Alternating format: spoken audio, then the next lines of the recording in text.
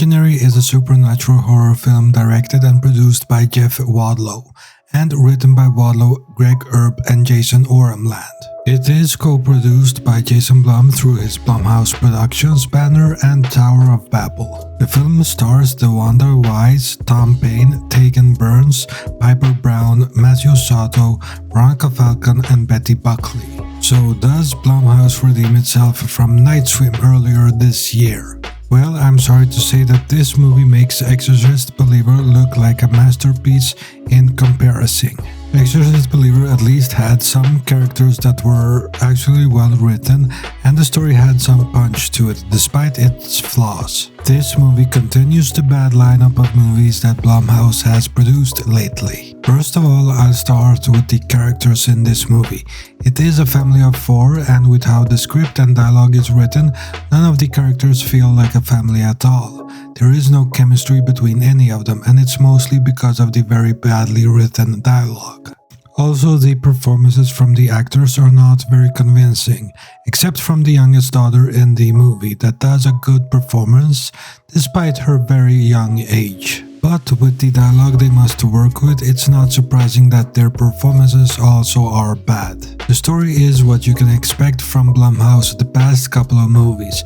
It's jump scares, playing with shadows, and in particular this movie, not very effective scares at all. The concept lends itself to more creativity than what we are given because you are dealing with an imaginary friend concept, and you're making a horror movie out of it. So there is a lot of room for creativity, but there is no creativity in this movie. There is an attempt to a big reveal that falls flat because you kind of sensed it was going that route almost from the start of the movie. But let's take a look at the story from the start to finish. Spoilers for anyone that wants to see this at some point. If you don't want it to be spoiled, pause here and then come back to this review.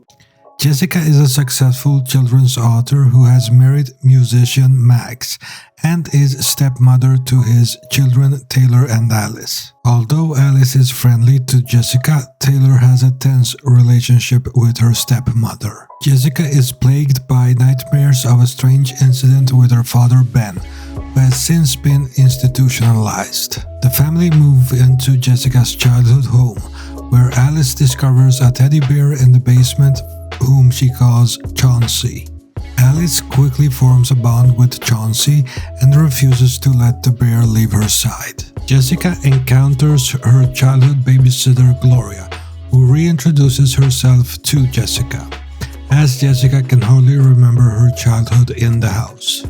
Alice and Taylor's mentally disturbed mother, Samantha, sneaks into the house one night to visit the girls and attacks Jessica. Police arrive and take her away, and Taylor confesses she was contacting Samantha. Jessica puts Alice to bed and asks about the incident. Alice remarks that Chauncey knows Jessica would be okay since she had a friend like him growing up. Max leaves to go on tour while Alice becomes preoccupied with playing a scavenger hunt with Chauncey. I'm playing a new game with Chauncey. The scavenger hunt list, that's fun. Chauncey says you're not allowed to play with us. Oh. Because you left him. I need something happy. Something happy.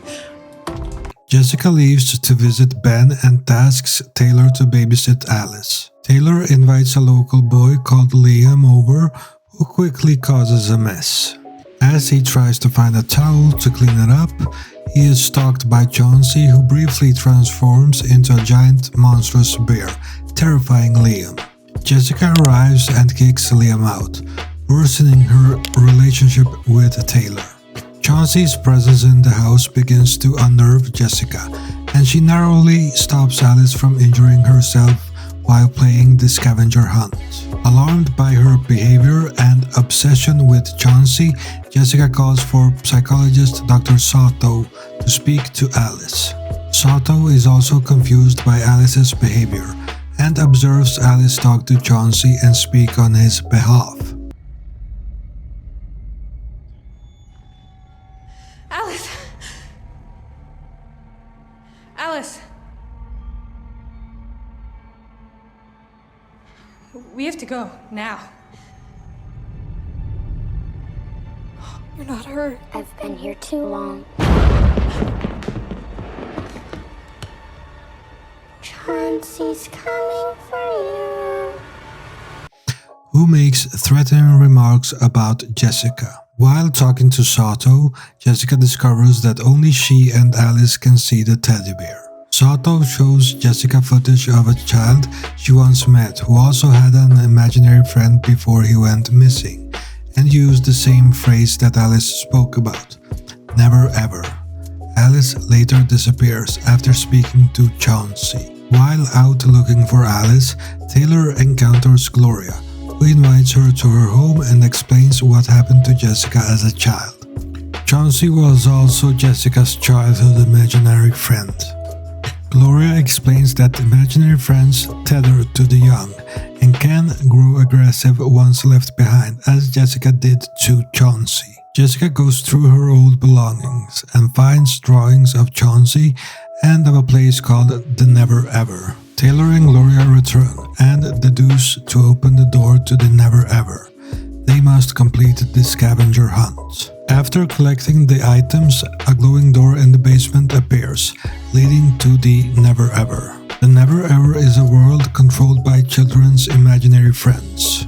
As the group searches for Alice, they find a door showing Jessica's childhood incident. Chauncey had attempted to take Jessica to the Never Ever, and Ben had intervened. He rescued Jessica but looked into Chauncey's eyes, driving him mad, and Jessica left her home soon after. Gloria suddenly closes the door that would get the group out, revealing she has been obsessed with finding the Never Ever for years, after being mocked for her research. Chauncey, now in his giant bear form, appears and mauls Gloria to death. Pursued by Chauncey, Jessica and Taylor rescue Alice and attempt to escape. Chauncey goes berserk as the group leave, but Jessica stabs him in the eye and escapes to the real world, where they reunite with Max and Ben. Jessica realizes she is still stuck in the imaginary world, and Chauncey had been using Alice as bait to get his real target, Jessica. It's nice to see you again, Alice. Jessica told me you've been spending time with a new friend. He doesn't want me to talk to you. As a revenge for abandoning him, Taylor arrives and saves Jessica, finally reconciling with her stepmother. Chauncey turns to his true form, a monstrous spider, and tries to turn Jessica insane, but Alice sets the creature on fire and seals him behind the door. The family escapes as the house burns to the ground. Later, the family checks into a hotel, but are spooked by a child playing with his imaginary friend Rufus, who is the very same Chauncey bear. So there you have it. It is just as generic as you can imagine, and Blumhouse continues to produce some very bad scripts that if there was put some more care into them, it could have been great. Like with the potential of Exorcist Believer, imaginary is also wasted, because the concept is truly something you can be a lot more creative with, but they instead make this very generic run-of-the-mill horror movie, which doesn't work both on a story level and as a horror movie. I am giving Imaginary a 3 out of 10, basically because the youngest child actor gives a good performance, and the production design, and that they did some of the effects practically. Otherwise, there's not much in this movie. Like I said, bad performances, bad dialogue, no style in the cinematography, like the shots are held down, still no movement, no style. Also, the script doesn't give you many surprises. You expect many of the twists from far away. It's a shame that Blumhouse has started to make really bland horror movies. Some are really bad and some are just bland. And some are good with very weak aspects to them.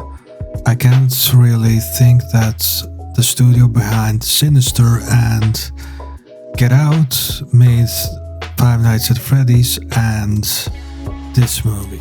It's just wow. If you like this video, please like, share and subscribe. This has been Boogeyman Cinema, and thank you for watching. I want to hit 100 subscribers this year, so it would be much appreciated if you subscribed to my channel.